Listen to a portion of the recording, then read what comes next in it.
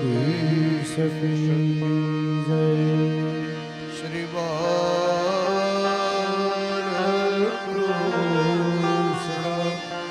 લાલ કી જય. શ્રી ભાગવત ભગવાન કી જય. શ્રી રામચંદ્ર ભગવાન કી જય. શ્રી હનુમાનજી મહારાજ કી જય. શ્રી કુલદેવી માત કી જય. શ્રી વિશ્વનાથ મહાદેવ મહાદેવ કી જય. શ્રી વેદવ્યાસજી મહારાજ મહારાજ કી જય. શ્રી સુખદેવજી મહારાજ મહારાજ કી જય. શ્રી સદગુરુદેવ કી જય. શ્રી સનાતન તાત કી જય. શ્રી ગૌ માતા કી જય. શ્રી ભારત માતા કી જય.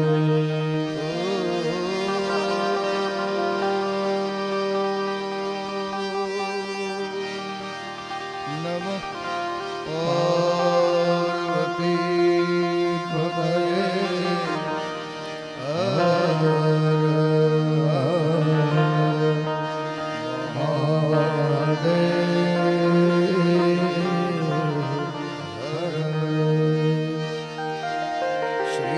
શ્રીમન્નારાયણ નારાયણ હરિ હરિ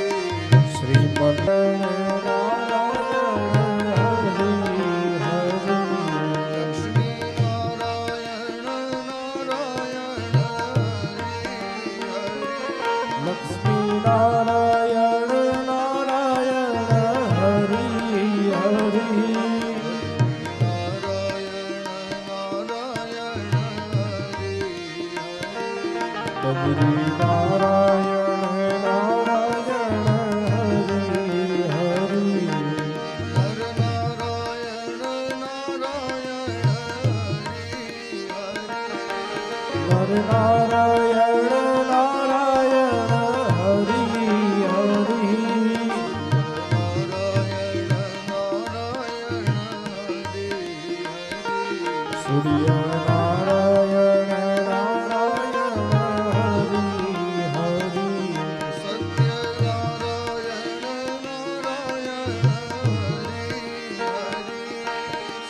સત્યનારાયણ નારાયણ હરિ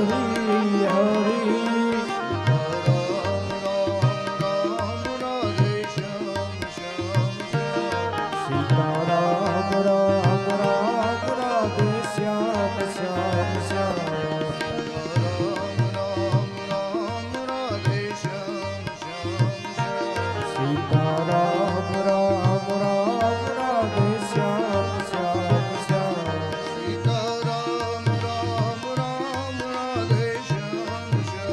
સીતારામ રામ રામ રાધે શ્યામ શ્યામ શ્યામ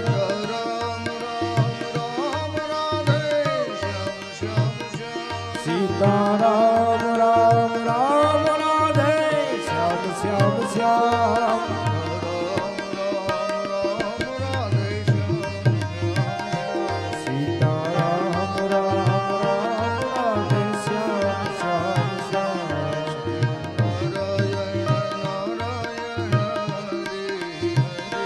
શ્રી નારાયણ નારાયણ હરિ હરિ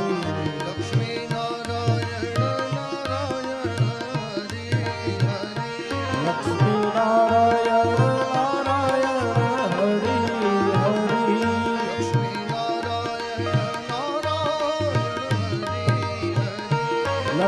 લક્ષ્મીનારાયણ નારાયણ હરિ હરિ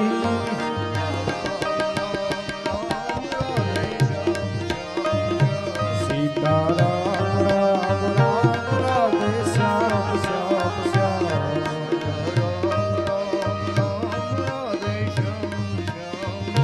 સીતારામ રામ રામ રાધે શ્યામ શ્યામ શ્યામ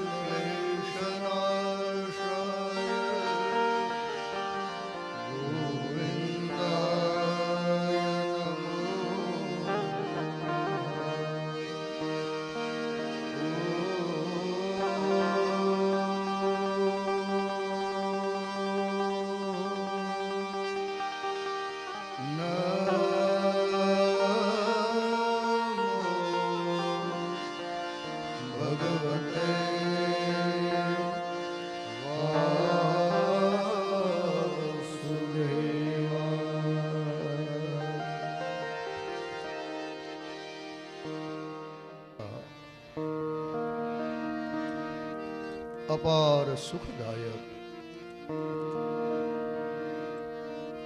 જન્મ મરણના બંધનમાંથી છોડાવનારા અખંડ અનાદિ અનંત અદ્વિતીય અવિનાશી આનંદમય આનંદ મૂર્તિ આત્મારામના અધીશ્વર શરણાગતના ભયને ભાંગનારા સર્વશક્તિ સંપન્ન પરમાનંદ સ્વરૂપ પરમ કૃપાળુ પરમાત્માના પાદ પદ્મમાં પુનઃ પુનઃ પ્રણામ પાઠવી ભગવાન વિશ્વનાથના ચરણમાં વંદન કરી વૃંદાવન વિહારીને વંદન કરી નંદ નંદનને નમસ્કાર કરી નારાયણને નમસ્કાર કરી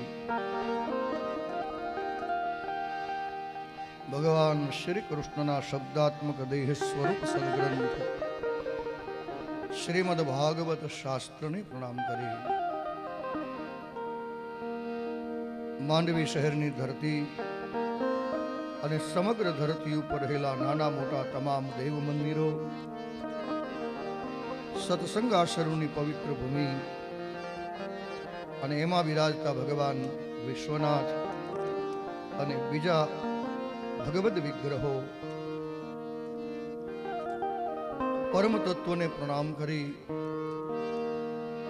સવારમાં બ્રાહ્મણના વેદ મંત્ર અને યજમાનની શ્રદ્ધા સાથે ગણપતિ વગેરે દેવતાઓની સ્થાપના કરી છે. એ સ્થાપનામાં સ્થાપિત કરેલા બધા દેવ દેવીઓને પ્રણામ કરી ધરતી ઉપરની તમામ ગૌ માતાઓને વંદન કરી.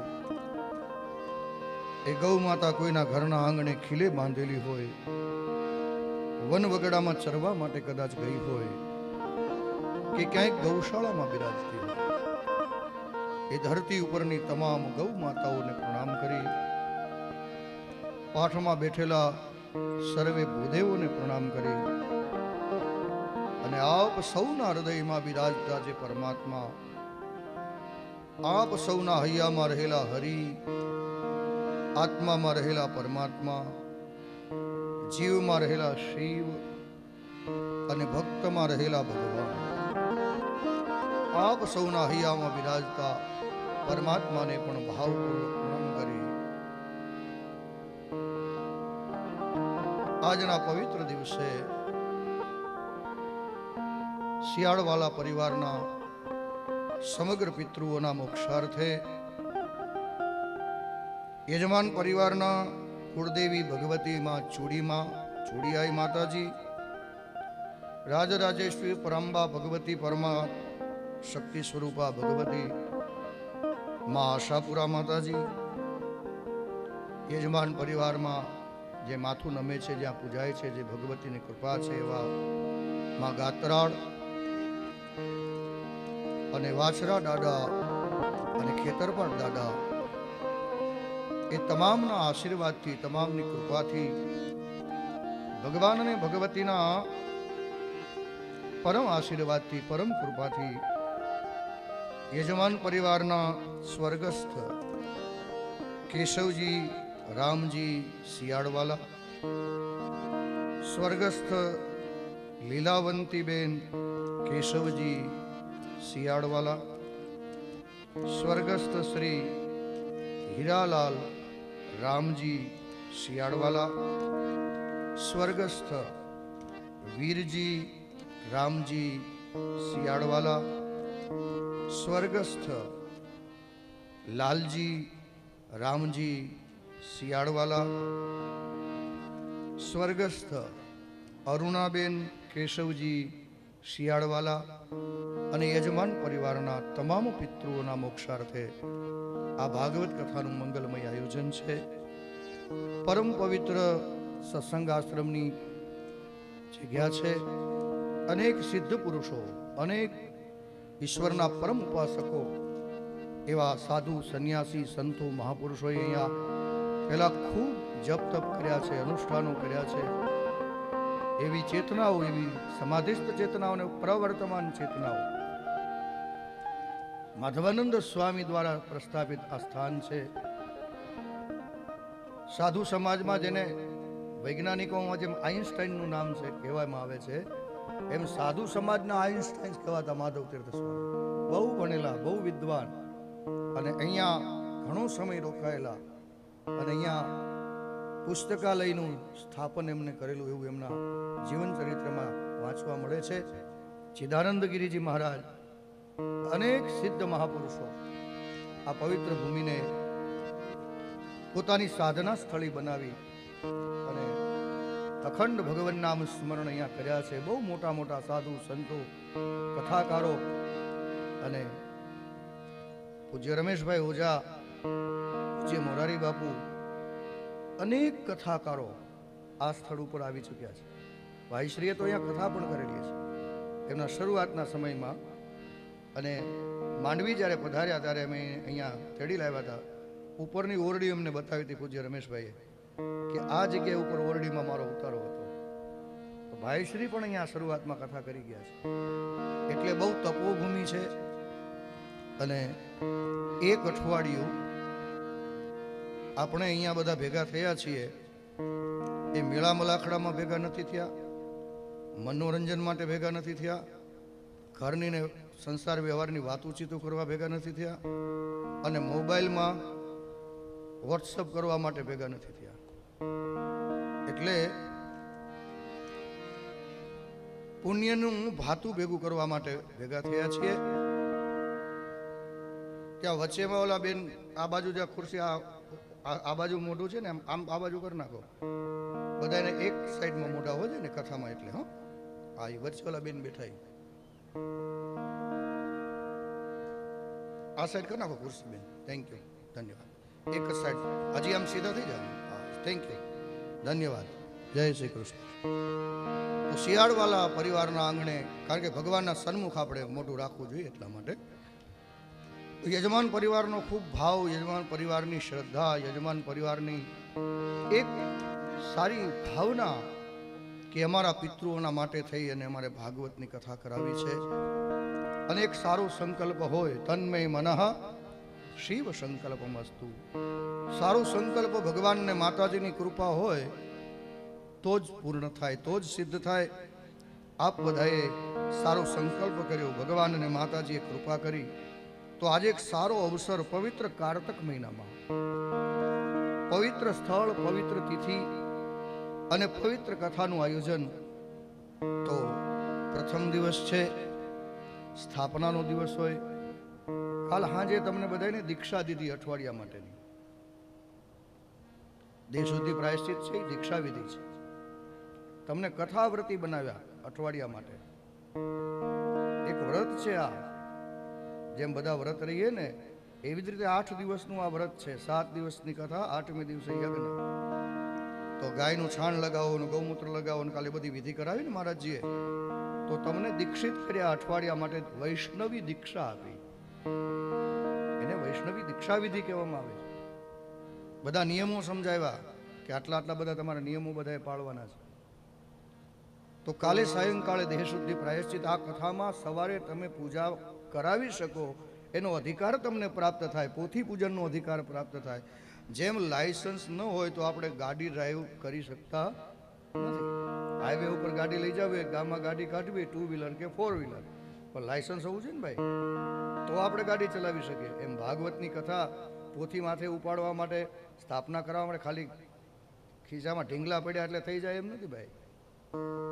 પૈસા પડ્યા એટલે થઈ જાય ના. આ વૈષ્ણવી દીક્ષા લેવી પડે, દેહ શુદ્ધિ પ્રાયશ્ચિત કરાવવું પડે, પછી જ તમે આ પોથી પૂજા કરાવી શકો, પછી જ તમે આ પ્રદક્ષિણા વગેરે કરી શકો, પછી સ્થાપિત દેવોની તમે પૂજા કરી શકો. તો કાલે પહેલા તમને કથા વ્રતી બનાવ્યા, અને આ અનુષ્ઠાન માટે અધિકારત્વ તમારું સિદ્ધ થાય એટલા માટે સરસ મજાની મહારાજે દેહ શુદ્ધિ કરાવી. આજે સવારમાં ગણપતિ વગેરે દેવતાઓને પ્રેમથી બોલાવી, લક્ષ્મીનારાયણ ભગવાન, રાધા કૃષ્ણ દેવ, તમારા કુલદેવી ભગવાન ભોલેનાથ, નવગ્રહો, આ બધાને બોલાવી અને સ્થાપનામાં બેસાડ્યા. આ શિયાળવાલા પરિવારના સગા કંકોત્રી મોકલાવી હશે આવી પત્રિકાઓ, એટલે એ બધા જેને જેને પત્રિકાઓ આપી હશે બધા આમાં પધારશે. પણ તમે આ ગુજરાતીમાં પત્રિકા લખી, મહારાજે જલદીપ મહારાજે પૂજા કરાવી, તો તમને સંસ્કૃતમાં દેવોને આમંત્રણ અપાવ્યા, દેવોને ને પિતૃઓને, કે આવો અને આ કથા તમે પણ સાંભળો. તો આ કથા દેવતાઓ પણ સાંભળે છે, કારણ કે તમે બોલાવ્યા ને બાજોથી બેસાડ્યા. આગચ્છ દેવ દેવેશ તેજો રાશિ જગતપતિ ક્રિયમાણ મયા પૂજા ગૃહાણ પરમેશ્વર. તો આ વાતનો ખટકો પેલો વક્તાને હોવો જોઈએ, કે ખાલી સભામાં બેઠા છે એટલા કથા સાંભળે એમ નથી. સ્થાપનામાં ગણપતિ દાદો બેસાડ્યા છે, લક્ષ્મીનારાયણ બેસાડ્યા છે, રાધા કૃષ્ણ બેસાડ્યા છે, ભગવાન શિવ, કળશના દેવતાઓ, યજમાન પરિવારના કુળદેવી, નવગ્રહો, આ બધા સ્થાપનાના મંડળના દેવતાઓ એને આવાહિત કર્યા છે, અને દેવો પણ કથા સાંભળે છે. એ વાતનો ખટકો વક્તાને પહેલા હોવો જોઈએ. એટલે શાસ્ત્ર મર્યાદાથી ક્યાંય બહાર ન નીકળી જવાય, નહીં તો દેવાપરાધ થાય, દેવનો અપરાધ લાગે વક્તાને. એવી રીતે શ્રોતાઓએ પણ એટલી જ મર્યાદામાં બેસી અને આ કથા સાંભળવી જોઈએ. તો તમારા પિતૃ અંતરિક્ષમાં આ કથા સાંભળે છે, દેવો પણ આ કથા સાંભળે છે. અને રક્તમ લંબુ ઉદરમ સુરૂપકર્ણકમ રક્તવાસસમ રક્તગંધાનુલિપ્તાંગમ રક્તપુષ્પૈ સુપૂજિતમ ભક્તાનું કંપિનમ દૈવમ જગત કારણમચ્યુતમ આવિર્ભૂતમ સૃષ્ટિયાદૌ પ્રકૃતે પુરુષાત પરમ એવં ધ્યાયતિ નિત્યમ સ યોગી યોગિનામ વરહ નમો વ્રાતપતયે નમો ગણપતયે નમ પ્રમદપતયે નમસ્તે અસ્તુ લંબોદરાય એકદંતાય વિઘ્નનાશિને શિવસૂતાય શ્રી વરદ મૂર્તયે નમઃ.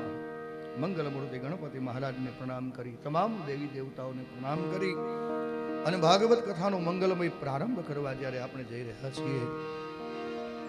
સ્કંદ પુરાણમાં પણ વિષ્ણુ ખંડ છે અને ત્યાં પણ શ્રીમદ ભાગવતજીનો મહિમા બતાવ્યો છે. અધ્યાય 16માં અમુક સુંદર શ્લોકો છે ભાગવતજીના મહિમાનું ગાન કરતા.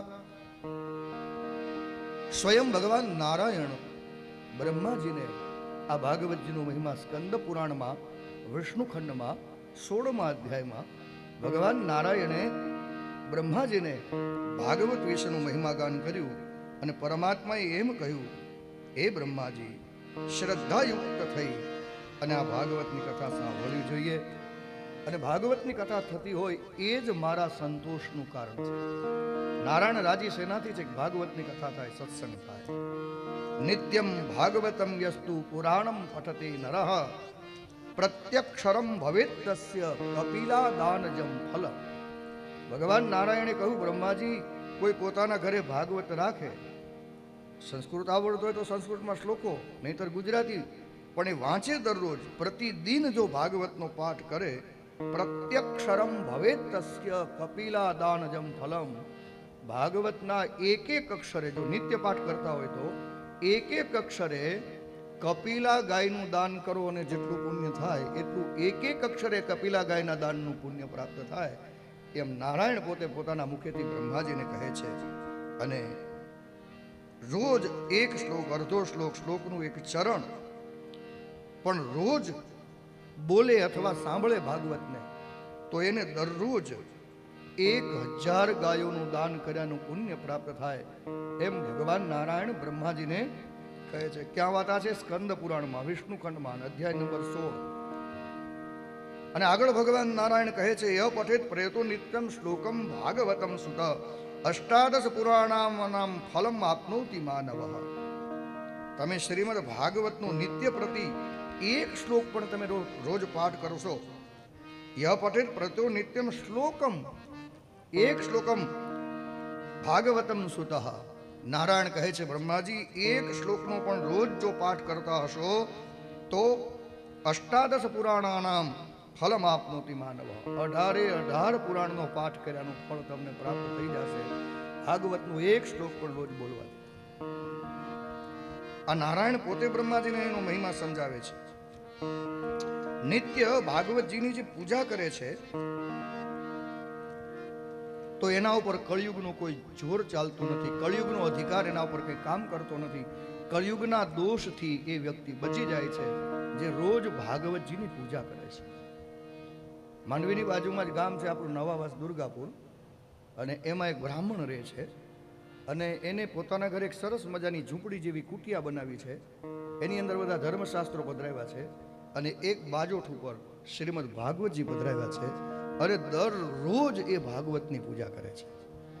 આપણા બાજુમાં જ છે નવાવાસ ગામ, અને બ્રાહ્મણ છે. એમ ઝૂંપડી બનાવી છે પૂજા માટે ખાસ. બીજા ગ્રંથો રાખ્યા છે પણ ભાગવતજીનું પુસ્તક રાખ્યું છે. દરરોજ ભાગવતની પૂજા કરે.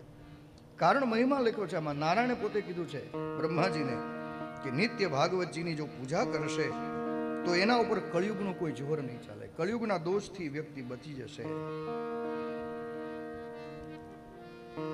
ભગવાન એના પર રાજી થાય છે જે ભાગવતની પૂજા કરે છે. તમારા ઘરમાં ભાગવતનું પુસ્તક રાખજો, ભગવાન રાજી થશે. અને યાવત દિનાની હે પુત્ર શાસ્ત્રમ ભાગવતમ ગૃહે તાવત પિબંતિ પિતરઃ ક્ષીરમ સર્પિર મધુદકમ. ભગવાન નારાયણે કહ્યું કે બ્રહ્મા જેના ઘરમાં ભાગવતનું પુસ્તક હશે એના પિતૃઓને દરરોજ દેવલોકમાં દૂધ, ઘી, મધ અને મીઠું જળ એ પીવા માટે પ્રાપ્ત થશે. ખાલી ભાગવતનું પુસ્તક ઘરમાં રાખો, તમારા પિતૃઓને ઉપર ભગવાન રાજી રાખશે. શું આપશે? તાવત પિબંતિ પિતરઃ ક્ષીરમ સર્પીર મધુદકમ. તો યાવત દિનાની હે પુત્ર શાસ્ત્રમ ભાગવતમ ગૃહે. ખાલી ભાગવતનો ગ્રંથ પુસ્તક ઘરમાં રાખો તોય તમારા પિતૃઓને દેવલોકમાં દેવો એને પીવા માટે દૂધ આપશે, ઘી આપશે, મધ આપશે અને મીઠું જળ એને રોજ પીવા માટે દેવો દ્વારા મળશે. તમારા પિતૃઓને વૈકુંઠ ધામની પ્રાપ્તિ થશે. પિતૃઓને ભાગવત કથા દ્વારા ભાગવત શાસ્ત્રની પૂજા કરે એના પર બધા દેવતાઓ રાજી થાય છે. 24મા શ્લોકમાં આ અધ્યાયમાં એમ કીધું છે. 21મા શ્લોકમાં કહ્યું શ્લોકમ ભાગવતમ ચાપી શ્લોકાર્ધમ પાદમેવા લિખિતમ તિષ્ઠતે યસ્ય ગૃહે તસ્ય વસામ્ય. લખે પોતાના હાથથી એક એક ચરણ ભાગવતનું શ્લોક તો એના ઘરમાં હું નિત્ય નિવાસ કરું છું. આ તો બધા કથા સાંભળનાર, ઘરે પૂજા કરનાર, પુસ્તક રાખનારના ફાયદા. પણ કથા વાંચશે એને શું ફાયદો છે? દાન દક્ષિણા મળશે એ તો બહુ મોટો ફાયદો આ દ્રષ્ટિએ નથી. પણ આ અધ્યાયના 24મા શ્લોકમાં ભગવાન નારાયણે બ્રહ્માજીને કીધું છે કે મત કથા વાચકમ નિત્યમ મત કથા શ્રવણે રતમ મત કથા પ્રીતમનસમ નાહમ ત્યક્ષ્યામિ તમ નરમ. જે મારી કથા કહેનારો વક્તા હશે, લોભથી નહીં, લાલચથી નહીં, જે મળશે એ ભગવાનની કૃપાથી મળશે, એમાં આજીવિકા આપણી ચાલશે. પણ ધર્મને વેચીને નહીં, દ્રવ્ય દક્ષિણાની લાલચમાં નહીં, પોથી ઉપર કેટલા આવ્યા એ ધ્યાન હોય એવું નહીં, પણ ભાવથી જે વક્તા ભગવાનની કથા કરશે, નિયમપૂર્વક વ્યાસપીઠના જે નિયમો છે એ નિયમોને જાળવીને જો કથા કરશે તો મત કથા વાચકમ નિત્યમ.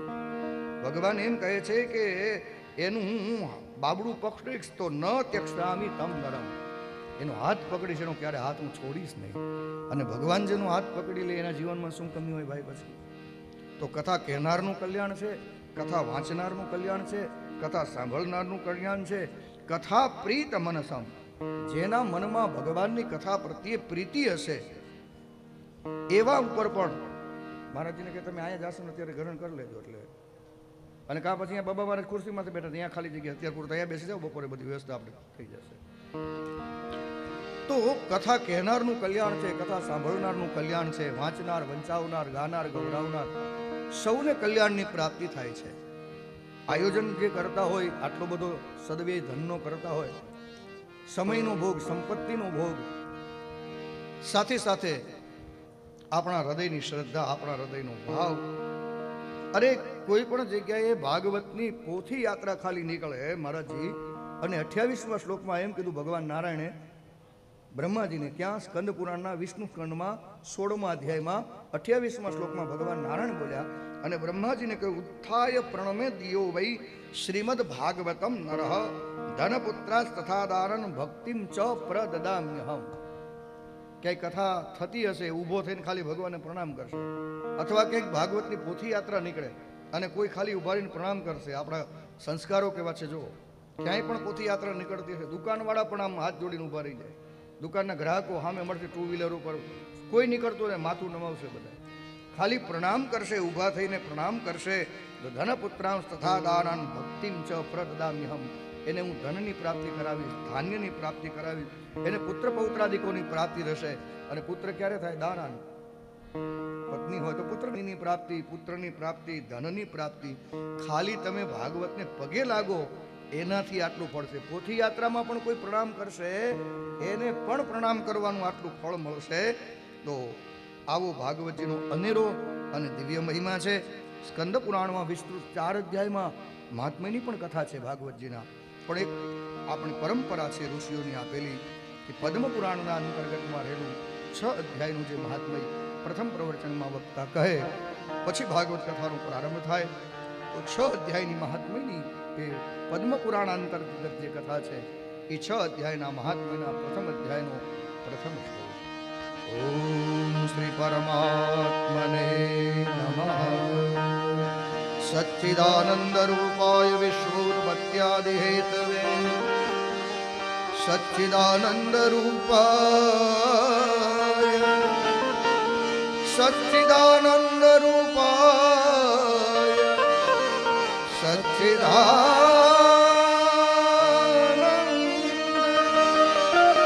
સચ્ચિદાનંદ રૂપાય વિશ્વોત્પત્યાદિ હેતવે, તાપત્રય વિનાશાય શ્રી કૃષ્ણાય વયં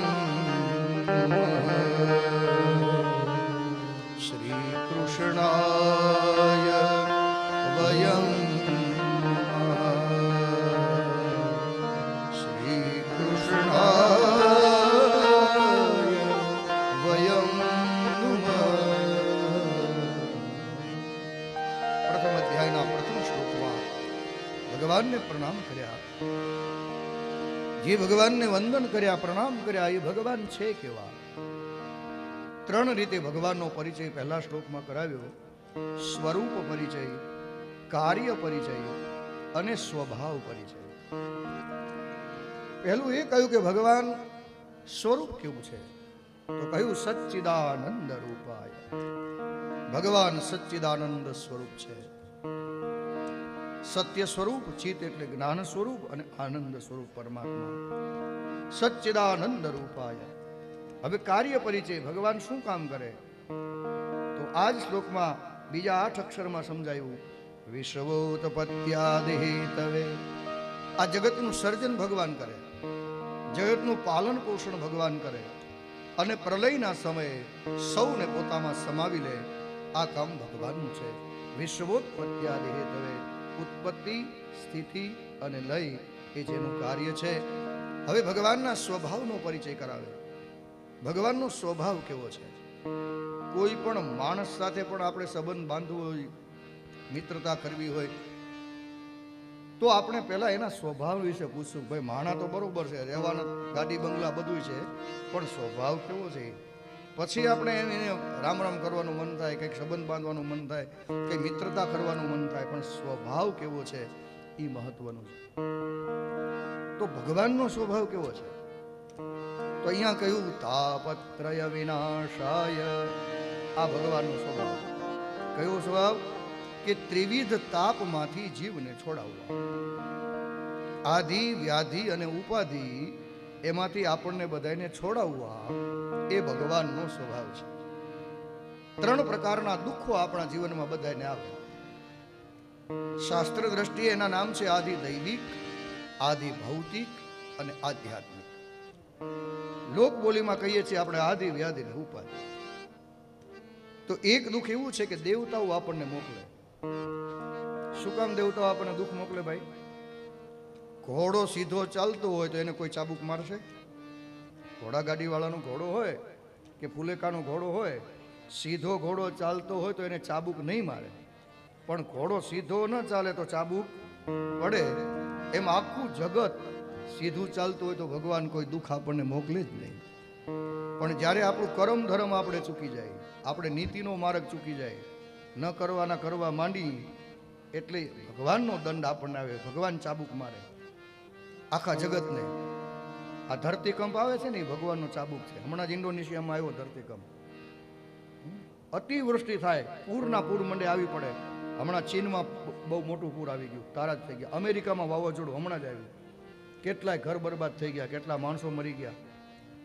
આ તો ધનાઢ્ય દેશ છે બધા દુનિયાના, અમેરિકા, ચીન ને બધા, ઇન્ડોનેશિયા બધા ખૂબ વિજ્ઞાનમાં આગળ છે.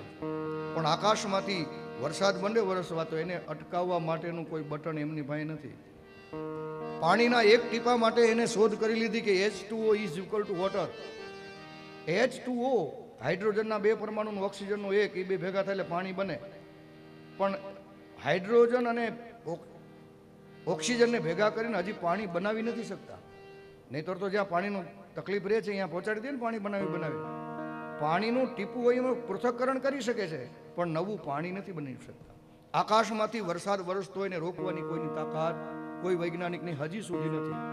ધરતીકંપનો આંચકો આવે એને માપવા માટેનું સાધન ગોત્યું છે કે ભાઈ 3.4નો આંચકો આવ્યો, 5.6નો આવ્યો, પણ એવી કોઈ સ્વિચ વૈજ્ઞાનિકો પાસે નથી, મશીન નથી કે સ્વિચ ઓફ કરી દો હવે દુનિયામાં કે અર્થક્વેક નહીં આવે, ધરતીકંપ નહીં આવે, જાઓ. છે કોઈની તાકાત નથી.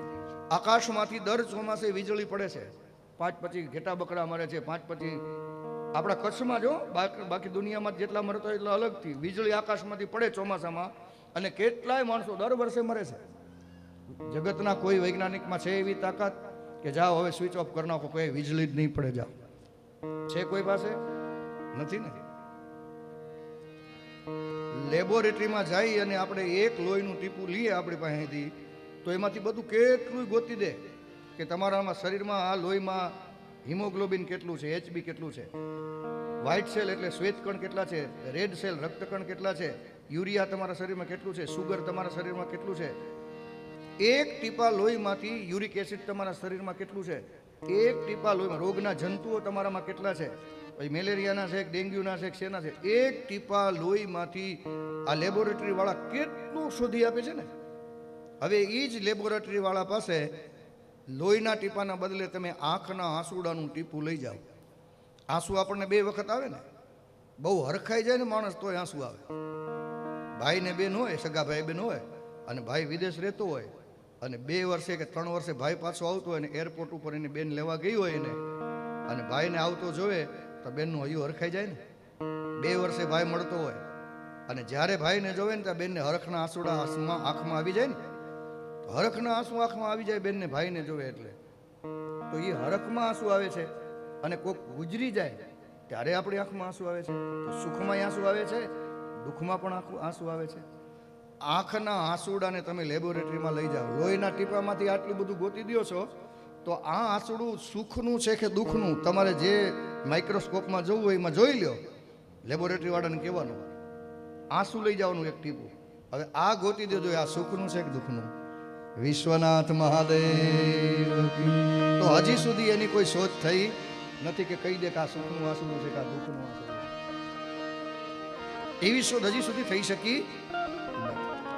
તો વિશ્વોત્પત્યાદિ હેતવે ભગવાન જગતને સર્જે છે, પાળે પોષે છે, અંતે પોતામાં સમાવે છે. એ ભગવાનનો સ્વભાવ કેવો છે કે એક દેવતાઓ દુઃખ મોકલે, અતિવૃષ્ટિ, અનાવૃષ્ટિ, ધરતીકંપ, ન સમજાય એવા રોગ.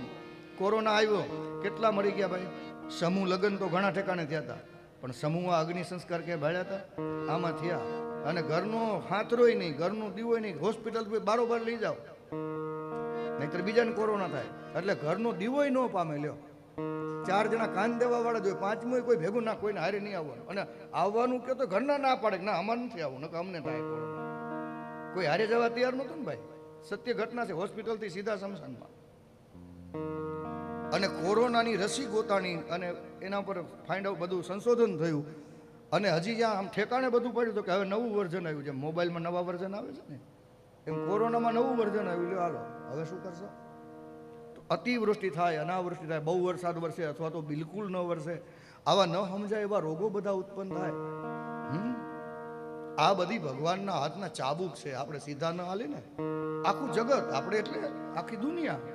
ઘોડો સીધો હાલે તો ચાબુક ન પડે, પણ દુનિયા જ્યારે સીધી ન ચાલે ત્યારે દુઃખરૂપી ચાબુક. ધરતીકંપ થાય, આકાશમાંથી બહુ વરસાદ વરસે, ન સમજાય એવા રોગોમાં હજારો માણસો મરી જાય. અમે લંડન ગયા હતા કથા વાંચવા, તો હવે અહીંયા તો બધા બહુ ઊંચી ઊંચી કરતા, ભાઈ અમારો દેશ તો આટલો સુખી ને આટલો અમારે હોસ્પિટલની સગવડું, તમારે ઇન્ડિયામાં હજી એટલું બધું નથી થયું.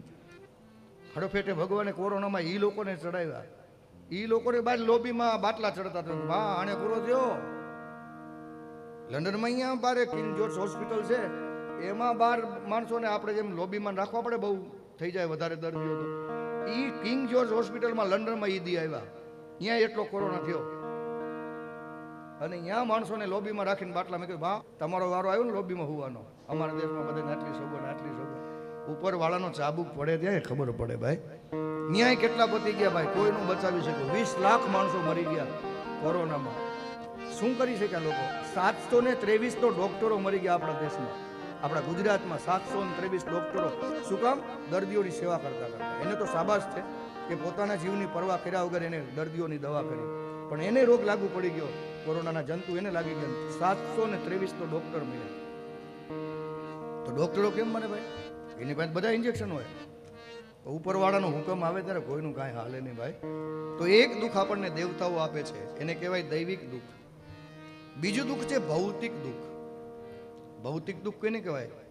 આપણે પોતે દુઃખ ઊભું કર્યું હોય એને. તો તમે કહેશો મહારાજ ભાઈ પોતે માણસ દુઃખ થોડું ઊભું કરે હો.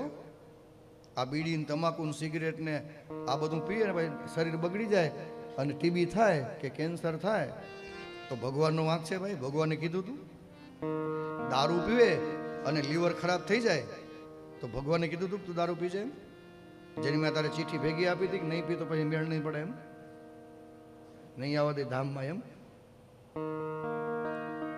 તમે વ્યસન કરો, દારૂ પીવો ને તમારું લીવર હળી જાય, પાન બીડી તમાકુ સિગરેટના તમે નશાના સેવન કરો અને એના કારણેથી આપણું ટીબી થાય, કેન્સર થાય, લીવર ખરાબ થઈ જાય, તો એ વાંક આપણો પોતાનો છે, એમાં ભગવાનનો વાંક નથી.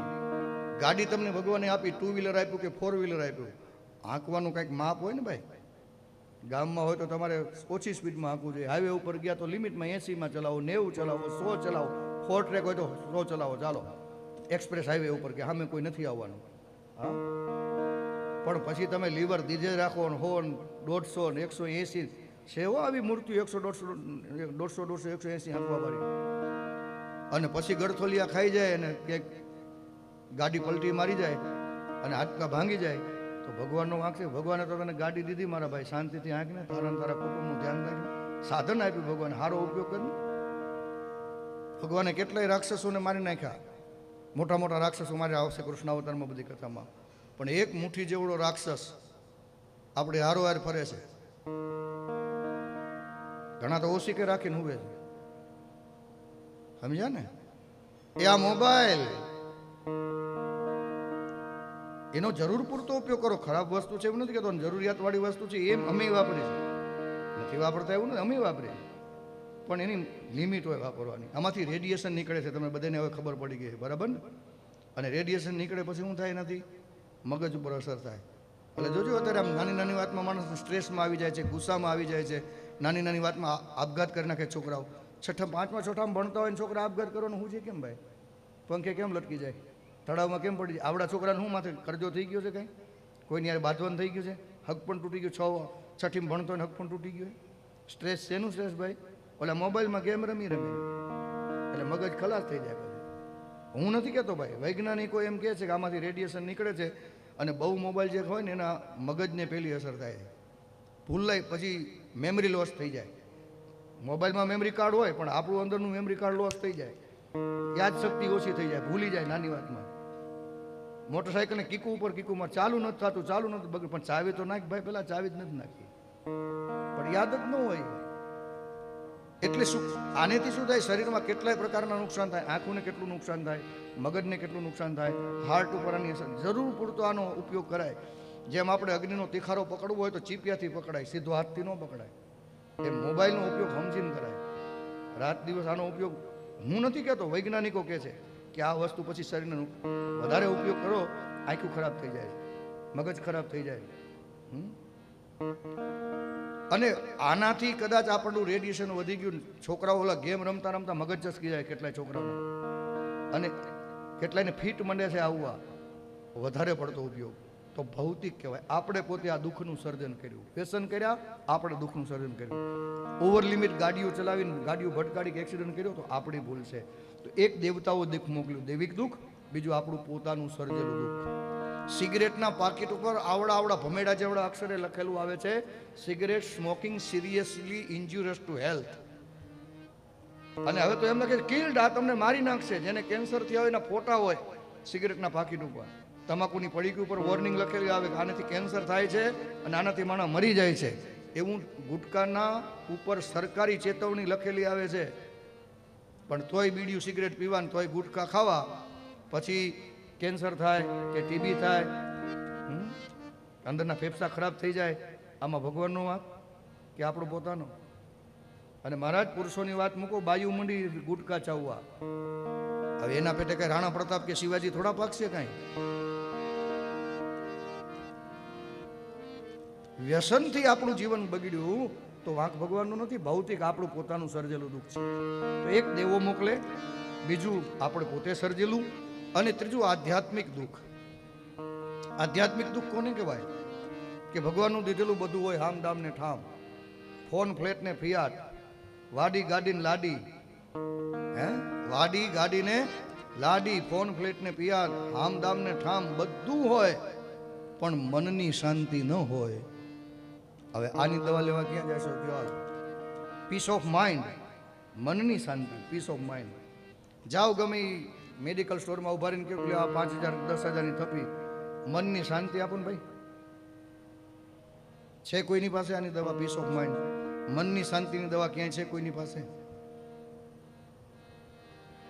એસિડિટી થાય ને આપણે પેટમાં બળે ને ભાઈ, કોઈને ચામડીનો રોગ હોય ચામડી બળે, આવું કંઈક થાય આપણને એસિડિટીના કારણે, આપણે અંદર જલન થતી હોય અથવા તો ચામડી બળતી હોય, તો દવાખાને જાઓ તો દવા એની આપે તમને, અને દવા કરો એટલે તમને મટી પણ જાય. પણ અંદર મન બળતું હોય, જીવ બળતો હોય, એની કોઈ દવા છે? આપણે ક્યારેક જીવ બળતો હોય છે ને, આપણે બધાનો અનુભવ છે ને બધાને. કોઈ પૂછે ભાઈ કેમ આમ ઉદાસ થઈને બેઠા છો, આપણે શું કહી? આજ મારો જીવ બહુ બળે છે. તો ઘર બળતું હશે તો મ્યુનિસિપાલિટી વાળા, ફાયર બ્રિગેડ વાળા ઠારવા આવશે ભાઈ. ઘર બળતું હશે તો ફાયર બ્રિગેડ વાળા ઠારવા આવશે, પણ અંદર જીવ બળતો હશે એની દવા લેવા ક્યાં જશો? એની દવા ભાગવતમાં બતાવી 10મા સ્કંદમાં 31મા અધ્યાયમાં. વ્રજની ગોપીઓ ગોપી ગીતમાં બોલી, તવ કથામૃતમ તપ્ત જીવનમ કવિભીરીડિતમ કલ્મશાપહમ શ્રવણ મંગલમ શ્રીમદાતતમ ભુવિ ગૃણંદિતે ભુરિદા જના. હે જગતના નાથ, તારી કથા એક એવી વસ્તુ છે કે તપેલા જીવને શાંતિ આપે. બહાર બળતરા હોય તો ઓહડ કરીને ઓલવીએ, કવિ કાગે લખેલો દુહો છે. બહાર બળતરા હોય ઓહડ કરીને ઓલવીએ, પણ અંતર બળતર હોય એનું કેમ કરીએ? કોઈ આપણને હલો કરીને પૂછે કેમ છો, શું જવાબ આપો તમે? મજામાં. એમ જ કહો છો ને? હવે ખરેખર મજામાં છો તમે? મજામાં છીએ કે સજામાં છીએ એ તો આપણે પોતે જાણતા હોઈએ, પણ કોઈ પૂછે એટલે આપણે કહેવું પડે કેમ છો? આ મજામાં. પણ મજામાં છીએ કે સજામાં એ તો આપણને પોતાને ખબર હોય. તો 3 પ્રકારના જીવનમાં દુઃખ આવે છે, આદિ દૈવિક, આદિ ભૌતિક અને આધ્યાત્મિક. મનની શાંતિ ન હોય. અને ભગવાનનો સ્વભાવ શું છે? તાપત્રય વિનાશાય. 3 પ્રકારના દુઃખમાંથી, દૈવિક, ભૌતિક અને આધ્યાત્મિક, આદિ વ્યાધિ ઉપાધિ, 3માંથી જીવને છોડાવવા, આ છે ભગવાનનો સ્વભાવ. આપણને દુઃખમાંથી કોણ છોડાવશે? ભગવાનને માતાજી છોડાવશે. પણ ક્યારે છોડાવે એ સાંભળી લ્યો.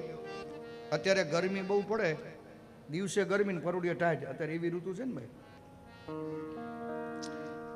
આઝાદ ચોકમાં તમે આ કુલર રહ્યા ને, તમારા આ મોટા મોટા કુલર, પંખા, આ 2 કુલરને આઝાદ ચોકમાં મૂક્યા હો, અને પછી તમે અહીં બેઠા રહો, તમને ગરમી થતી હોય, કુલર ચાલુ હોય, પણ તમારાથી છેટા કુલર હોય ને તમે કુલરથી છેટા હો, તો એની ઠંડી હવા તમને મળે ખરી? એ ઠંડી હવાનો તમને અનુભવ થાય? કુલર તો ભલે ચાલુ હોય, પણ મૂક્યા આઝાદ ચોકમાં, અને આપણે બેઠા છીએ સત્સંગ આશ્રમમાં, અહીંયા કુલર ચાલુ રખાવ્યા છે કંઈકથી ઇલેક્ટ્રિકનો પોઈન્ટ ગોતીને, પણ અહીંયા ચાલુ છે, પણ આપણે કુલરથી છેટા છીએ એટલે ઠંડકનો આપણને અનુભવ થશે નહીં. એવી રીતે હીટર હોય, ઘરમાં હીટર તમે ઠંડીમાં ચાલુ કર્યું હોય, પણ તમે એવું તળાવની પાળે બેઠા હોય અને ઘરમાં હીટર ચાલુ હોય, તો એનું હીટ તમને ગરમીનો કોઈ અનુભવ થાય નહીં, કારણ કે તમે એનાથી છેટા છો. એસી હોય, ઘરના બંગલામાં તમે એસી ફિટ કરાવ્યું, એસી ચાલુ કરી દીધું, પણ તમે બેઠા અહીંયા બારે આપણો પુલ છે અહીંયા જઈને, તો ઘરે તો એસી ચાલુ છે, પણ તમે એનાથી છેટા છો એટલે એની કુલિંગ, એનું ઠંડક, એનો તમને અનુભવ થતો નથી. તો ઠંડકનો અનુભવ કરવો હોય તો શું કરવું પડશે? એસીની નજીક રહેવું પડશે, કુલરની નજીક રહેવું પડશે. એમ ભગવાન અને માતાજીની કૃપાનો તમારે અનુભવ કરવો હોય તો ભગવાન અને માતાજીની નજીક તમારે રહેવું પડશે. વિશ્વનાથ મહાદેવ. અને આ ભાગવતની કથા એ કામ કરે છે, ભગવાનથી જીવ છેટો પડી, ભગવાન અને માતાજીથી આપણે છેટા પડી ગયા છીએ.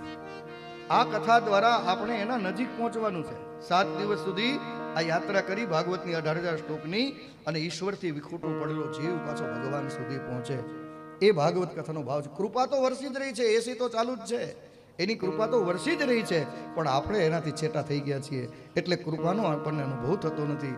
7 દિવસની આ ભાગવત કથા આપણી આંગળી પકડી અને આપણને ભગવાનની નજીક લઈ જશે. અને નજીક જ્યારે લઈ જશે ત્યારે ભગવાનની કૃપાનો આપણને સૌને અનુભવ થશે. પ્રહલાદજી માટે થાંભલામાંથી ભગવાન નરસિંહ નીકળ્યા ને આગળ 7મા સ્કંદમાં કથા આવશે. આ એક એક થાંભલામાં નરસિંહ છે, પણ આપણી દ્રષ્ટિ પ્રહલાદ જેવી નથી, આપણી ભક્તિ પ્રહલાદ જેવી નથી, નહીતર આપણા માટે પ્રગટે ભાઈ. તો પહેલા શ્લોકમાં સચ્ચિદાનંદ રૂપાય વિશ્વભૂતપત્યાદિ હેતવે તાપત્રય વિનાશાય શ્રી કૃષ્ણાય વયમ નમઃ. ભગવાન શ્રી કૃષ્ણના ચરણમાં, શ્રી એટલે ચૈતન્ય શક્તિથી વિશિષ્ટ બ્રહ્મ, સ્ત્રી એટલે રાધા, રાધા કૃષ્ણના ચરણમાં, યુગલ સરકારના ચરણમાં અમે સૌ નમસ્કાર કરીએ છીએ. તો પહેલા શ્લોકમાં ભગવાનની વંદના છે. 2 હાથ જોડી માથું નમાવીને બધાએ પગે લાગો. રાધા કૃષ્ણ ભગવાન કી જય. જલ્દી મહારાજ, રાધા કૃષ્ણ ભગવાનની જય એમ બોલાવવું પડશે. રાધા કૃષ્ણ દેવની જય બોલાવશો ને તો વળી પાસે નોખા પાડશે, દેવ નોખા ને ભગવાન નોખા. આ ભગવાનમાં ન આવે, દેવમાં આવે, એમ વળી પાછી લીટી તાણે વચમાં. આ ભગવાન છે ભાઈ. 7 મહિના પ્રથમ અધ્યાયના પ્રથમ શ્લોકમાં શ્રી કૃષ્ણાય વયમ નમઃ. શ્રી રાધિકા કૃષ્ણ મહં નમામિ.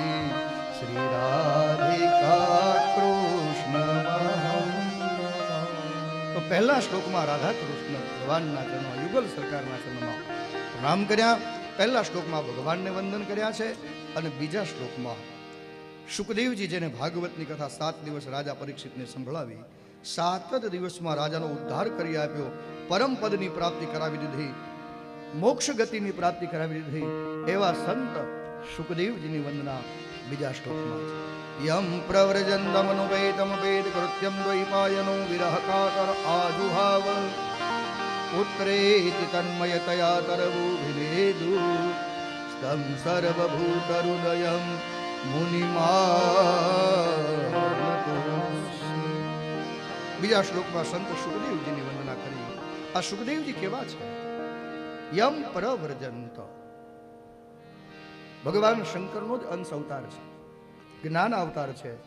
12 વર્ષ તો માના ઉદરમાં રહ્યા હતા, અને પછી જ્યારે જન્મ ધારણ કર્યો, જન્મ ધારણ કરીને તરત જ વનવાસની વાટ પકડી વનના માર્ગે જવા માટે નીકળી ગયા. અને પુત્રેતિ તન્મયતયા તરવો ભિનેદુ. શુકદેવજીના માં 2 રીતે શાસ્ત્રમાં એની ઉત્પત્તિ બતાવી. એક વેદવ્યાસજીના પત્ની વાટિકાજી, કોઈ કહે છે વિટિકાજી નામ હતું, કોઈ કહે છે વાટિકાજી નામ હતું. અને બીજી ઉત્પત્તિ શુકદેવજીની અરણી મંથનમાંથી બતાવી છે, એટલે અરણી દેવીને પણ એના માં સમજવામાં આવ્યા છે. તો પુત્ર જન્મ ધારણ કરી શિવાવતાર છે, અંશાવતાર છે, પૂર્ણ જ્ઞાની છે, પૂર્ણ વૈરાગી છે, અને જન્મતાની સાથે જ ગૃહત્યાગ કરીને જ્યારે નીકળે છે, આંખમાં માને આંસુ આવે છે. કાયમ માટે દીકરો ઘર છોડીને જાય છે, વનનો માર્ગ પકડે છે. માના ચરણમાં પ્રણામ કર્યા, મા મને વનમાં તપ કરવા જવાની રજા આપો.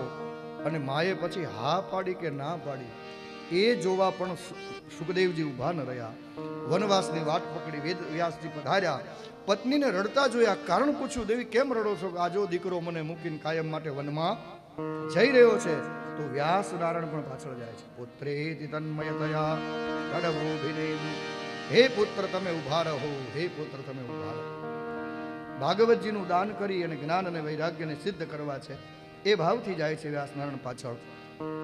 વૃક્ષો જવાબ આપે છે શુકદેવજી વતીથી. સાધનામાં એક સિદ્ધિ એવી પ્રાપ્ત થઈ જાય, પ્રકૃતિ સેવા કરવા માટે આવે. રામ ભગવાન વનમાં ગયા, સત્યના માર્ગે ચાલતા હતા, રીછ અને વાંદરાઓએ મદદ કરી. અને રાવણ ખોટા માર્ગે હતો તો સગોભાઈ વિભીષણ પણ ખસી ગયો. કારણ કે સત્યના માર્ગે નથી તો હગો ભાઈ ખસી ગયો, અને રામ સત્યના માર્ગે છે તો રીછ અને વાંદરાઓએ પણ મદદ કરી. ઝાડવાઓ જવાબ આપે છે. શું જવાબ આપ્યો? ઝાડવા શું બોલ્યા? અરે ઝાડ ઉપરથી એક ફળ પડ્યું, અને ફળ પડતા જ વેદવ્યાસજી સમજી ગયા. સમજદાર માણસ ઈશારામાં સમજી જાય.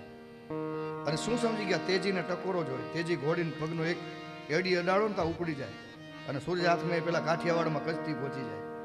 તેજીને ટકોરો હોય, પણ ગધેડા હોય ને એને દફણા મારવા પડે. ધોકે ધોળું થાય કાળું કાપડ કાગડા. એટલે તમ સર્વ ઝાડ ઉપરથી પડતું ફળ જોયું. વ્યાસજી બધું સમજી ગયા. ઝાડવા એમ સમજાવે છે, ઝાડ ફળ ઉગાડે છે પણ ફળ પોતે ખાતું નથી, દુનિયાને દઈ દે છે. એમ પુત્ર તરીકે હું તમારું ફળ છું, પણ હું ખાલી વંશનો વેલો વધારનારો દીકરો નથી. બાપની સંપત્તિનો મિલકતનો વારસદાર એ દીકરો હું નથી, પણ હું તો જગતનું કલ્યાણ કરવા આવેલો દીકરો છું. પોતે તરે અને બીજાને તારે એ પુત્ર સુખદેવજી છે. એટલે યથા સમય ભગવાને નિશ્ચિત કરેલો સમય હશે કે હું મારે ક્યારે પાછું આવવું, મારે ક્યારે ભાગવત ભણવું, ડાયરું ધણીનું થાય. માનવ કહે મેં કરું કરતલ દૂજો કોઈ, આદર્યા અધવજ રહે મારો હરી કરે સો હોય. માટે પિતાજી, પરમાત્માએ ઠાકરે જે સમય નક્કી કરી રાખ્યો હશે એ સમયની તમે રાહ જુઓ. વૃક્ષો દ્વારા સમજણ આપી વ્યાસનારાયણ પાછા વળ્યા. તમ સર્વભૂત હૃદયમ. બીજા શ્લોકમાં એમ કહ્યું કે જીવ પ્રાણી માત્રના હૃદયમાં સુખદેવજી બેઠા છે. કેવી રીતે? તો કે જ્ઞાન સ્વરૂપે. હવે પ્રશ્ન એ થાય કે બધાના સ્વરૂપમાં જો સુખદેવજી આપણા બધાના હૃદયમાં જ્ઞાન રૂપે બેઠા છે, એની જ્ઞાન સ્વરૂપે બેઠા છે, એની સાબિતી શું? બધાના હૃદયમાં સુખદેવજી જ્ઞાન સ્વરૂપે બેઠા છે તો સાબિતી શું? સાબિતી આપણા બધાનો જ્યારે જન્મ થયો અને આપણે રોવા માંડ્યા જન્મીને, એ રોવાનું આપણને કોને શીખડાવ્યું હતું? આવી રીતે રોવાય એમ, આવી રીતે મોઢું ખોલીને રોવાનું, આવી રીતે આંખું આમ કરવાની. રોતા આપણને કોઈ શીખડાવ્યું? ભાઈ, કોઈ બાળકને કોઈ રોતા શીખડાવ્યું? એનો ટ્રેનિંગ ક્લાસ છે કે ટ્યુશન ક્લાસ છે કે જન્મીને આવી રીતે રોવાનું? એમ રોવા માંડ્યા, કેવી રીતે રોવા માંડ્યા ભાઈ? કોને શીખવાડ્યું રોવાનું? બીજી વાત, નાનું બાળક માતાને ધાવવા માંડે, સ્તનપાન કરવા માંડે, આવી રીતે ધવાય એ એને કોને શીખવાડ્યું ભાઈ? આપણે બધા માને ધાવ્યા જ છે ને ભાઈ. માનું સ્તનપાન આપણે બધા કર્યું જ છે ને, દૂધ પીધું જ છે ને, માનું ધાવ્યા જ છે ને. એ ધાવવાનું તાજા જન્મેલા છોકરાને કેને શીખવાડ્યું? ધાવતા શીખવાડ્યું કોને ભાઈ? એ તો હજી બચ્ચું છે, જન્મ્યો જ છે હજી. કેમ આવડી ગયું ભાઈ? ધાવતા વગર શીખવાડ્યું તો કાંઈ આવડતું જ નથી ને આપણને. કેમ આવડી ગયું? પ્રાણી માત્રના હૃદયમાં જ્ઞાન સ્વરૂપે સુખદેવજી બેઠા છે. તમ હવામાંથી ઓક્સિજન લેવાનું. આ કોણ શીખડાવે છે બધું? ખાવાનું એટલે મોઢાનો કોળિયો આમ જ જાય, કોઈ આમ કાનમાં નથી નાખતું. કોણ શીખડાવ્યું ભાઈ? જ્ઞાન સ્વરૂપે સુખદેવજી અંદર બેઠા છે. પણ પછી કેટલા અંશે જાગૃત થાય? જેમ હીરાની અંદર પણ અલગ અલગ જાતના હીરા હોય ને, અમુક કેરેટના હીરા હોય ને, આટલું કેરેટ, સોનામાં એવું હોય ને ભાઈ કે 22 કેરેટનું સોનું, 16 કેરેટનું, 24 કેરેટનું. આ એમ પછી કોનામાં કેટલું અંદરથી જાગૃત થાય, હીરામાં કેટલું ચમક આવે, એ તો આપણે કેટલું પાલિશ કરી છે એના ઉપર નક્કી વસ્તુ થાય છે. બાકી હીરો તો હીરો છે, પણ પાલિશ કેટલું થયું, તમારું જપ તપ ઉપાસના કેટલી છે, એટલી ચમક આવે અંદરથી. પછી બાકી હીરો તો છે અંદર. તારા ઘટમાં પ્રભુજી વિરાજે છે ને ભજનમાં. તો સૌના હૃદયમાં આત્મ સ્વરૂપે, જ્ઞાન સ્વરૂપે પરમાત્મા બેઠા છે. એવા પ્રાણી માત્રના હૃદયમાં જ્ઞાન સ્વરૂપે બેઠેલા સુખદેવજીને અમે સૌ પ્રણામ કરીએ છીએ. તો બીજા શ્લોકમાં સુખદેવજીને પ્રણામ કર્યા છે, અને પછી ત્રીજા શ્લોકમાંથી કથાનો પ્રારંભ થાય છે. એમાં પ્રવેશ કરીને અત્યારની કથાને આપણે વિરામ આપી દઈએ. નૈમિષે સુતમાસીનમ અભિવાદ્ય મહામતી કથામૃત રસાસ્વાદ કુશલઃ શૌનકો.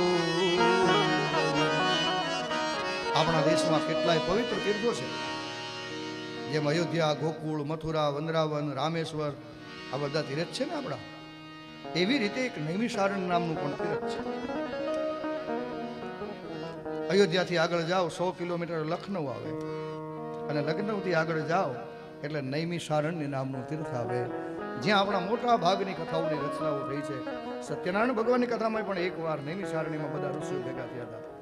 તો નૈમિષારણ્યમાં પવિત્ર જગ્યા હતી, એકાંત પ્રદેશ, ચારે બાજુ લીલીછમ ઝાડી અને માટે બેઠા હોય, દેવપંખી ટહુકા કરતા હોય, પ્રકૃતિની ગોદ જેવું શાંત એકાંત વાતાવરણ. અને એ નૈમિષારણ્ય તીર્થમાં એકવાર હજારો ઋષિઓ ભેગા થયા અને ઋષિઓની સભામાં વેદવ્યાસજીના કૃપાપાત્ર શિષ્ય, પુરાણમાં પારંગત, પોતાની સદવિદ્યાથી શોભતા સુદ પુરાણીજી પધાર્યા અને સુદ પુરાણીને આસન ઉપર યથાયોગ્ય સ્વાગત સન્માન આપી અને હજારો ઋષિઓ જે બેઠા હતા એમાંથી એક શૌનક નામના મુનિ ઉભા થયા અને એને ઋષિ સમાજ વતીથી વિનંતી કરતા કહ્યું કે મહારાજ, અજ્ઞાન રૂપી અંધારાને દૂર કરવા આપ કરોડો સૂર્ય સમાન તેજસ્વી છો. મહારાજ, કથા નહીં, અમારે કથાનો સાર, બધા જ શાસ્ત્રનો સાર જેમાં આવી જાય. સુતાખ્યાયી કથાસારમ મમ કર્ણ રસાયન. અમારા કાનને રસાયણ રૂપ જે કથા હોય એવી કથા સંભળાવો. રસાયણ કેને કહેવાય ભાઈ? માંદા પડો ને જે ખાવ એને દવા કહેવાય, પણ માંદા જ ન પડી એના માટે જે ખવાય એને રસાયણ કહેવાય. શિયાળામાં પેલા મેથીવાળા લાડવાન બનાવીને ખાય ને, અડદિયા ને ખજૂર પાક ને, એ શું કામ? ચૈત્ર મહિનામાં લીમડાનો કોળ ખાય માણસો, શું કામ? 12 મહિના તાવ ન આવે. શિયાળામાં વહાણાવાળા લાડવા ખાવ, રોગ પ્રતિકારક શક્તિ શરીરમાં વધારે આવે, બીમાર ન પડાય.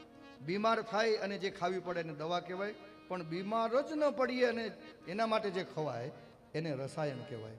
તો નૈમિષારણ્યમાં ઋષિઓ બધા ભેગા થયા છે. આપણા ડબલ રોટીવાળા નથી, આપણા જેવા રાત દિવસ પરમાત્મામાં લીન રહેવા વાળા છે, જપ તપ ને ઉપાસના કરવા વાળા છે.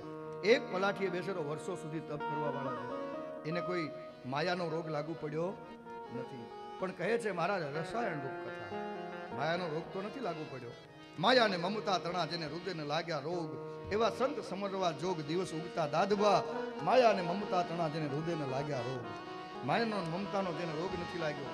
પણ રસાયણ રૂપ કથા સંભળાવો કે રોગ તો નથી પણ ભવિષ્યમાં પણ લાગુ ન પડે. એટલે મમ કર્ણ રસાયનમ. મહારાજ, રસાયણ રૂપ કથા સંભળાવો. અને પછી કથારૂપી અમૃત રસનો સ્વાદ લેવામાં કુશળ શૌનક મહારાજે પ્રશ્ન કર્યા. સુધીને પ્રશ્ન સાંભળી લો, પછી કથાને વિરામ આપી દઈ. પહેલો પ્રશ્ન પૂછ્યો કે મહારાજ, ભક્તિવાળો, જ્ઞાનવાળો અને વૈરાગ્યવાળો જીવ હોય એવા માણસમાં પણ વિવેકની વૃદ્ધિ કેવી રીતે થાય? ભક્તિ જ્ઞાન વિરાગ આપતો વિવેકો વર્ધતે મહાન, માયા મોહ નિરાશશ્ચ વૈષ્ણવે ક્રિયતે કથમ. ભક્તિ જ્ઞાન અને વૈરાગ્યવાળા માનવના જીવનમાં વિવેકની વૃદ્ધિ કેવી રીતે થાય? બીજો પ્રશ્ન પૂછ્યો, માયા અને મોહમાંથી બચવા વૈષ્ણવોએ શું કરવું જોઈએ? ત્રીજો પ્રશ્ન પૂછ્યો, ઘોર એવો કળિયુગ આવ્યો છે, જીવ આસુરી ભાવને પામી ગયો છે. કળિયુગના ક્લેશથી આક્રાંત રહેલા જીવને કપડાને ધોવાના તો કેટલાય ડિટર્જન્ટ પાવડર અને વોશિંગ મશીન છે, પણ કાળજાને ધોવા માટેનું સાધન શું છે એ કયો મારે? કપડાં ધોવાની તો વ્યવસ્થા છે, પણ કાળજું બગડી ગયું હોય તો એને સાફ કેવી રીતે કરવું, એને કેવી રીતે ધોવું? તો જીવ શુદ્ધિનો ઉપાય કળિયુગમાં શું છે એ કહો. અને મહારાજ, એવું કલ્યાણકારી સાધન, શ્રેયસામ યદ ભવે શ્રેય પાવના નામ ચ પાવનમ, 7મા શ્લોકમાં પવિત્રમાં પવિત્ર અને કલ્યાણમાં પણ કલ્યાણકારી એવું સાધન બતાવજો કે જેનાથી કૃષ્ણ પ્રાપ્તિ કરમ સસ્વત સાધનમ તદવદાધુના. અમને સાક્ષાત પ્રગટ થઈ અને ભગવાન દર્શન આપે. એના માટે અમારે શું કરવું જોઈએ એ સમજાવો. ચિંતામણી પ્રસન્ન થાય તો લૌકિક સુખ આપે, ઇન્દ્ર પ્રસન્ન થાય સ્વર્ગની સંપત્તિ આપે, કલ્પ વૃક્ષ કલ્પેલું આપે. પણ આ બધાય કરતા ઊંચું ચડિયાતું સુખ છે ભગવાનના ધામનું સુખ. અને ભગવાનના ધામનું સુખ તો પ્રયચ્છતિ ગુરુ પ્રીતો વૈકુંઠમ યોગી દુર્લભમ. એ ગુરુની કૃપા વિના મળતું નથી. તો મહારાજ, યોગીઓને પણ દુર્લભ એવા વૈકુંઠ ધામની પ્રાપ્તિ કેવી રીતે થાય? પ્રયચ્છતિ ગુરુ પ્રીતમ વૈકુંઠમ યોગી દુર્લભમ. આ કથા સંભળાવો. અને પછી સુદ પુરાણી પૂછેલા પ્રશ્નોના જવાબ આપે છે. પણ એ કથા સુત ઉવાચ પ્રતિ સૌનક ચુત્તે તે યત્તુ વચમે વિચારી છે સર્વ સિદ્ધાંત નિષ્પન્નમ સંસાર ભય નાશનમ. પણ એ કથા બપોર પછીના સત્રમાં સાંભળીશું. 2 સત્રમાં રોજ કથા ચાલશે, સવારે 9:15 થી 12:30. આ તો પહેલો દિવસ હતો એટલે મોડું થયું હોય, પોથીયાત્રામાં થોડીક વાર લાગે. 10:15 આપણે પોથીયાત્રા ચાલુ કરવાની હતી, પણ થોડોક 20-25 મિનિટ તમે ત્યાંથી અહીં પહોંચવામાં વાર લાગે. પહેલા દિવસે પૂજા પણ લાંબી હોય એટલે કંઈ વાંધો નહીં, પહેલા દિવસે બધી જગ્યાએ આવું જ થતું હોય. પણ ભગવાન એકવાર બેસી જાય દ્વારકાધીશ અહીંયા, પછી બધા હારાવાના થઈ જાય. તો દરરોજ બપોરે દૂધ ધરાવવાનું રહેશે. એ પ્રસાદ સ્વરૂપ બધાને સમજી અને સાંજે પછી સૂકો પ્રસાદ એ ધરાઈ જાય એટલે પછી સભામાં વેચવા માટે. તો દરરોજ બપોરે ઠાકોરજીને દૂધ ધરાવીશું. અને એ પ્રસાદ સ્વરૂપ પછી બધાને પ્રાપ્ત થશે. અને અત્યારની કથાને વિરામ આપીશું. પ્રેમે કરો પ્રભુજી, પ્રેમે કરો પરિવાર પ્રભુજી, પ્રેમે કરો પરિવાર. ગોવિંદજી મેં તો ગાય દોબરાવી, ગોવિંદજી મેં તો ગાય દોવડાવી. આજનું આ જે દૂધનું પદ છે ને, એમાં 7 દિવસ તમારે દરરોજ દૂધ કેવું બનાવીને ધરાવવાનું છે એની રેસીપી પણ આમાં કહી દીધી છે. એટલે કોથળીનું દૂધ અહીં ધરાવશો એ નહીં આવે. ગાયનું જ દૂધ અઠવાડિયા માટે વ્યવસ્થા કરવાની. એટલે ગાયનું દૂધ હશે એ જ ભગવાનને કામ આવશે. ડેરીનું દૂધ કામ આવશે નહીં, ભેંસનું દૂધ કામ આવશે નહીં. એટલે ગાયના દૂધની જ વ્યવસ્થા અઠવાડિયા માટે કરવાની. ગોવિંદજી મેં તો ગાય દોવરાવી, ગોવિંદજી મેં તો ગાય દોવડાવી. દૂધ કર્યા છે તૈયાર પ્રભુ, પ્રેમે કરો પરિવાર પ્રભુજી, પ્રેમે કરો પરિવાર. બધા મજે ગરમ દૂધ ગરણીથી ગળાવ્યા, ગરમ દૂધ ગરણીથી ગણાવ્યા. મસાલા નાખી બારોબાર પ્રભુ, પ્રેમે કરો પરિવાર પ્રભુજી, પ્રેમે કરો પરિવાર. પ્રભુજી પ્રેમથી દૂધ પીઓ ને, પ્રભુજી પ્રેમથી દૂધ પીઓ ને. પીવરાવે તમારા બાળ પ્રભુ, પ્રેમે કરો પરિવાર પ્રભુજી, પ્રેમે કરો પરિવાર. રાધે રાધે ગોવિંદ ગોવિંદ રાધે, રાધે રાધે ગોવિંદ ગોવિંદ રાધે. રાધે રાધે ગોવિંદ ગોવિંદ રાધે, રાધે રાધે ગોવિંદ ગોવિંદ રાધે. ગોવિંદ રાધે બોલો ગોપાલ રાધે, ગોવિંદ રાધે બોલો ગોપાલ રાધે. ગોવિંદ રાધે બોલો ગોપાલ રાધે, ગોવિંદ રાધે બોલો ગોપાલ રાધે. રાધે રાધે ગોવિંદ ગોવિંદ રાધે. હરે રાધે રાધે ગોવિંદ ગોવિંદ રાધે.